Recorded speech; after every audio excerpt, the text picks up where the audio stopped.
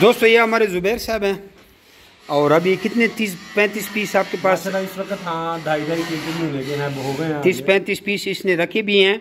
एक जोड़ा लेके गए थे, एक जोड़ा लेकर गया था और इतनी बड़ी बरकत इसमें आ गई है। और आज माल लेके आए, कैश पेमेंट हमने इसको की है 57,000 रुपये सिर्फ 5 पीस का इनका बना। ये वज़न के अभी तो इसने वज़न का इंतज़ार भी नहीं किया, वरना और भी इसका ये बिल लाखों में चला जाता, लेकिन इसने कहा चलो वर्कवाच बेचारा वाला है। जमी rabbit farming company private limited Pakistan government से मंजूर शुदा वो वाहिद कंपनी है जो आपको खरगोश देकर उनके बच्चे 12 साल तक वापस ख़रीदने का एग्रीमेंट करती है।